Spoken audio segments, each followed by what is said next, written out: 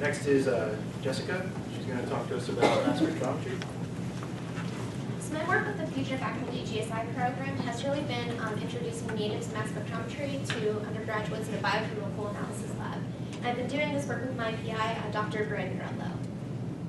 So one of the reasons we wanted to introduce mass spectrometry so early into the undergraduate program is because it's really a critical skill in industry. For example, if we have students that wanted to go into either the pharmaceutical or biotech companies, this is often a critical skill that students are lacking, especially since that most practical experiences with mass spectrometry, if students get any at all, happen in graduate school. I'm a great example of that. I didn't touch mass spectrometry as an undergraduate, however, that's all I do now in grad school. So we're going to implement a couple of mass spectrometry-based experiments into the Chem 246 lab. And to give you an idea, this is a biomedical analytical chemistry lab 1. Our class is currently composed of mainly juniors and seniors, and these students all are interested in a biomedical career, whether this is some sort of biomedical engineering or the majority of the students we have are actually pre-meds. And so the way we're implementing these, I designed 2 different projects over the course of the semester. And at the end of the semester, students will normally use the skills that they've gained in the Chem 246 lab in order to do a 2-week special project. So they select an analyte of interest and a technique of interest, and they design their own projects. Well, instead of doing their own projects, I have selected one group of students from each of our 3 sections to do my special projects. So the first workflow I'm going to take you through is the pH dependence of the concanavalin A tetramer. So this is all these studies or experiments that I've been designing are very well studied, very old experiments from the mass spectrometry community. So here's the PDBID of the con A tetramer here. What's interesting about this particular molecule is that it's pH dependent. So at low pHs, pH of around 6 or so, con A is primarily in a dimer. However, at high pHs, you get tetramerization. So by high pHs, I mean a pH of about 8. So the students are working with a water Synept HDMS mass spectrometer that's currently up in the Rudlow lab. And the reason why we chose this particular instrument for this set of experiments is because it has a high M/Z quadrupole, which means students will be able to select a particular charge state and fragment it in order to get a confident monomer, dimer, or tetramer assignment for each of their charge states. So for the first day, we have to follow a very well-established protocol that we always do in my lab. So they buffer exchange their protein. These proteins are normally in more of a biological buffer that has salts like tris or HEPs, which, if you know anything about mass spectrometry, is really not good for a mass spectrometer. So we have them buffer exchange their protein into a mass spectrometry-friendly buffer, which is ammonium acetate. They then can calculate the loss from the buffer exchange. You tend to lose anywhere between 50 and 90% of your protein on the columns. And they also can check the calibration of our instrument. And then the first day is really just getting their feet wet with mass spectrometry. So they spray their buffer exchange and non-buffer exchange samples. So this is an example of some of the data that they could be expected to get. The students actually just finished the day 1 of the assignment this past Tuesday and Wednesday, and then day 2 will take place next week. So students are able to see monomer, which is down here, dimer species, which is in this box right here, and also tetrameric species. So you can see at this particular pH, the tetramer is dominating the spectrum.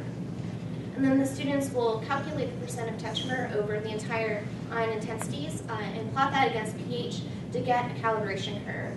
And they'll use that calibration curve to then determine the pH of an unknown ammonium acetate sample. So this isn't student data, this is my own data, and you can see that the R-squared values we have are actually fairly good. I was a little surprised that we were able to get such good R-squared values, and the students should be able to replicate this, so we're expecting students to get R-squared values of about 0.98 or better. So the second experimental workflow, we're going to be using lysozyme, which is the blue molecule right here, and lysozyme will cleave chito-oligosaccharides. So the chito-oligosaccharide we're going to be using is penta-N acetylchitopentose, or I call it NAG5, which is down here at the bottom. So lysozyme will cleave at this red dashed line right here to form NAG4 and NAG1. However, we have to watch the concentration and the time we let this reaction go on, because you can also get other cleavage sites, which really starts to complicate the mass spectrometry and the data analysis. So instead of using our water Synept, we have the students working on our micromass LC2 Primera, again up in the Rutlow lab, And the difference between the two instruments is that this does not have a quadrupole, so they won't be able to do any tandem mass spectrometry experiments, but they really don't need it for this particular experimental workflow. And then for day one, for the lysozyme students, it follows very closely to the Con A students. So they'll go through the buffer exchange protocol with a biological buffer sample. And then this is an example of some of the native mass spectrometry data they might be able to collect. Again, this is my data. The students will do this particular experiment next week. You can see the mass spectrometry data looks very complicated, but we're trying to teach students that's actually not that complicated because our program will do mass assignments for us. So students will be able to see the apoprotein, so where you see lysozyme with an A+ and a 7+ charge state. They're also able to see the protein-ligand complex, so lysozyme bound to NAD5 here with the A+ charge state, and here with the 7+ charge state. They're able to see several charge states of the free NAD5 here and here, and then most importantly, they'll be able to see the cleavage projects, which are here NAD4 1+, and also the NAD1 1+. And then all these extra signals have to do with additional cleavage products and also peptides from lysozyme that are just inherently in the sample. So these particular students will then diverge into two different groups for data analysis. One group will actually quantify the amount of NAD6 in their mass spectrometry data as a function of protein-ligand ratio. And then they'll be able to get a calibration plot. This is my calibration plot. You can see that it's very linear, and again, we have a really good R-squared value. The second group of students will form a calibration curve using the intensity of the protein-ligand A+ charge state over the intensity of the apoprotein A+ charge state. And again, compare that to the protein, the ratio of the protein to the ligand in order to get another calibration curve. And they'll use these calibration curves to backtrack and calculate the concentration of an unknown NAD5 system. So, like I said, the students are really in the middle of doing these experiments. They just got their feet wet with mass spectrometry this past week, and so we'll see how next week turns on when they actually get into really the nitty-gritty of these experiments. So I will take any questions.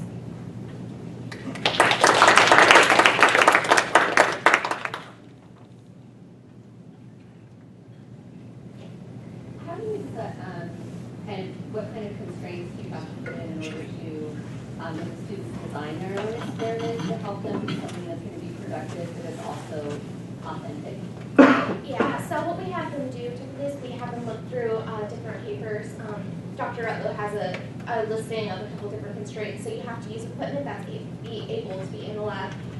In the past, they didn't do this semester, but in the past they've also looked up how expensive their chemicals are, because then we can, sometimes students will find a really neat reaction, but one reagent is like $500 for a microgram, which is obviously not sustainable since Chem 246 pays for it. So those are the constraints we kind of give them. So I think they start out doing just literature searches around what they know and then expand from there. All right, thanks, Jess. If anybody has any more questions, feel free to talk to her after.